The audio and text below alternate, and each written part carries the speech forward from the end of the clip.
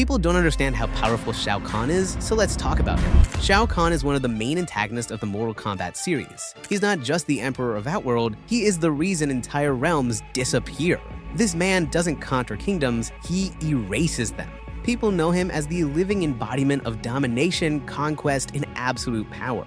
He is not just a villain, he is a walking apocalypse. Shao Kahn was not always the ruler of Outworld. He began as the chief advisor and trusted general under King Onaga, the Dragon King himself. Even back then, Shao Kahn was the one standing on the front lines, leading invasions, crushing armies, and conquering realms through pure violence. While Onaga dreamed of ruling everything, Shao Kahn was the one actually making it happen. But ambition does not serve loyalty for long.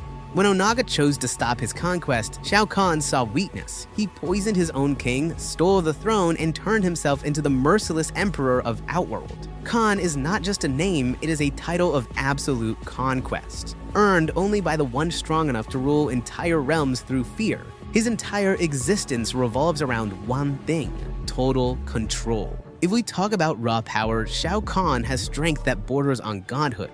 He can tear opponents apart with his bare hands, crush armored warriors like insects, and shatter metal and stone as if they were paper. He treats even gods like regular opponents. For Shao Kahn, battle is not a challenge, it is just another conquest. His durability is terrifying. He tanks attacks from divine beings, powerful sorcerers, and enhanced warriors like they are minor inconveniences. Fatal attacks that would destroy most fighters barely slow him down.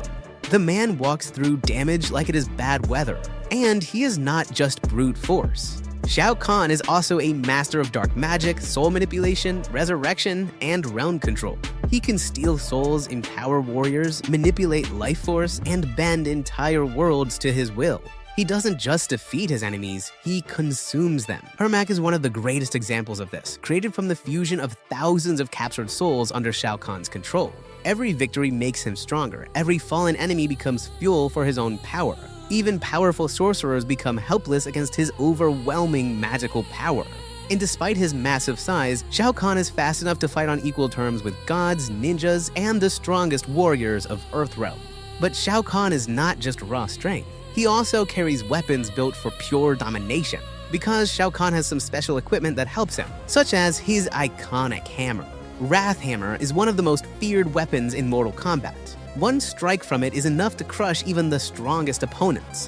One clean swing can shatter bones, crush defenses, break magical protection, and send even top-tier fighters flying across the battlefield. Against weaker opponents, one hit is usually the end of the fight. And when he needs more reach, Shao Kahn also uses his massive spear, turning every fight into a brutal execution. The most terrifying part is that Shao Kahn can summon his weapons whenever he wants. There is no warning, no preparation, just impact. And even without weapons, Shao Kahn remains a complete disaster for anyone standing against him, using his magic, strength, and total superiority over his opponent. Because of all this power, Shao Kahn has done a lot over the years. After taking the throne of Outworld, he became nearly unstoppable. He conquered multiple realms, including Edenia, forcing entire civilizations under his rule. He did not conquer cities, he conquered worlds. He defeated King Jared, destroyed Edenia's freedom, and forced Sindel and Kitana into his empire, proving that even royal blood meant nothing before his power. In Mortal Kombat 9, he invades Earthrealm and pushes humanity to the absolute brink of destruction. The threat became so overwhelming that Raiden, the literal god of thunder and protector of Earthrealm, was forced to break the timeline itself just to stop him. That alone says everything. Shao Kahn has defeated some of the strongest fighters in the entire franchise. He defeated Raiden in direct combat. Not a warrior, not a champion, a god. He defeated Kitana, overpowered elite champions, and crushed countless warriors across multiple timelines. He killed major characters like Kung Lao and Kotal Kahn. Even without magic, Shao Kahn is capable of crushing the strongest fighters through physical power alone. And then there was Armageddon. Blaze was the final challenge, a being whose power could determine the fate of all fighters and the balance of the entire universe. Facing Blaze was the ultimate test of absolute power, and Shao Kahn stood among the final warriors capable of claiming that victory. Even the strongest fighters feared him because fighting Shao Kahn was never just a battle. It was survival against conquest itself. And the scariest part? He always comes back.